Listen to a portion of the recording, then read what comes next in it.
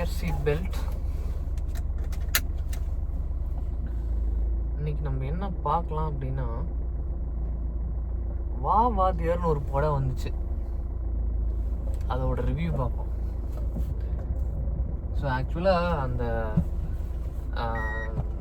Music ஒன்று வரும், அந்த ட்ரைலரில் வந்த மியூசிக்கு, அந்த மியூசிக்கெல்லாம் கேட்டுட்டு எனக்கு சரியான வைப்பு. ஓகே, அடுத்து சூதுகவு மாதிரி இன்னொரு படம் அவன் விட்டு ஓட போகிறான், மாசாருக்கு போகுது அப்படின்னு போய் உட்காந்தா ஸ்டார்டிங்லாம் ஏதோ அப்படி இப்படின்னு ஒரு எம்ஜிஆர் ஃபேனு, அதுக்கப்புறம் வந்து நம்பியார் ஃபேனாக மாறுறான் அப்படிங்கிற மாதிரி ஸ்டார்ட் ஆச்சு. ஆக்சுவலாக அதுக்கப்புறம் படம் எங்கே மூவ் ஆகுதுன்னே தெரில. என்னென்னமோ பண்ணி வச்சிருக்கான படத்துல. ஹீரோயின் எதுக்குன்னே தெரியல படத்துல. சும்மா சம்பந்தமே இல்லாம குறி சொல்ற மாதிரி வந்து சுத்திட்டு இருக்கா படத்துல. சரி, ஓகே, ஃபர்ஸ்ட் ஹாஃப் வந்து சம்பந்தமே இதெல்லாம் கொண்டு தூத்துக்குடி இது பிரச்சனையெல்லாம் வந்து லைட்டா எடுத்துட்டு வந்தானுங்க. சரி, ஓகே, இது ஏதோ பொலிட்டிக்கல் த்ரில்லர் போல அப்படின்னு நினைச்சா அதுவும் கிடையாது.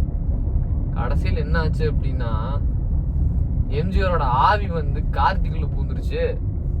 என்னடா கதை கட்டிட்டு இருக்கீங்க அப்படிங்கிற மாதிரி. ஸோ இந்த படம்லாம் எனக்கு தெரிஞ்ச ஒரு 20 வருஷத்துக்கு முன்னாடி வந்துருந்து. அதில் வந்து எம்ஜிஆர் செத்ததுக்கு அப்புறம் ஒரு 10 இயர்ஸ் கழிச்சு வந்திருந்ததுன்னா நல்லா ஹிட் ஆகிருக்கு வாய்ப்பு நல்லாவே இருந்திருக்கு.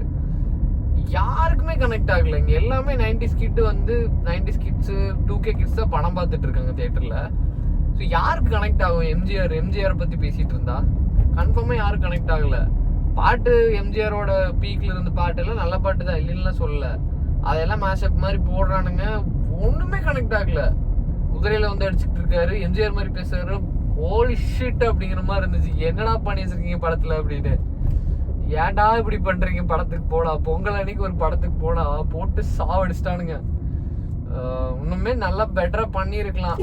இந்த எராக்கான படம் இது கிடையாது டெஃபினட்டா. மேபி ஒரு 25 வருஷத்துக்கு முன்னாடி 2090s வந்திருந்ததுன்னா ஓடுறதுக்கு ஏதாவது வாய்ப்பு இருந்திருக்கலாம். இப்போ வந்து இந்த கதையும் ஒன்றும் இல்லை, ஆக்டிங் கதை ஏதாவது இருந்தால் தானே ஆக்டிங் பற்றி பேசுறதுக்கு. கதைக்குள்ளேயே என்னால் போக முடியல. நான் ஒருத்த மட்டும் கிடையாது, 4 பேர் போயிருந்தேன், 4 பேர் அதே கேஸ் தான்.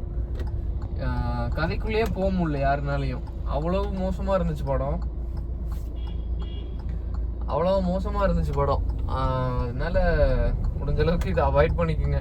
அட்லீஸ்ட் நான் எல்லா படத்துக்கும் தேட்டரில் பார்க்குற அளவுக்கு இருந்ததுன்னா கன்ஃபார்மாக நான் சொல்லுவேன் தேட்டரில் ஒரு டைம் பார்க்கலாம் அப்படின்னு. பட் இது வந்து என்ன சொல்கிறேன்னு எனக்கு தெரியல. எங்களால் உட்காரவே முடியல, பாதியில் இருந்துச்சு வந்துடலாமா அப்படிங்கிற மாதிரி ஆயிடுச்சு. சாரி கார்த்திக் அண்ட் டைரக்டர் நலன் குமாரசாமி, இது வந்து உங்கள் பிக்கஸ்ட் ஃபெயிலியர் அப்படிங்கிற மாதிரி தான் சொல்லணும். ஏன்னா படம் அந்தளவுக்கு இருந்துச்சு.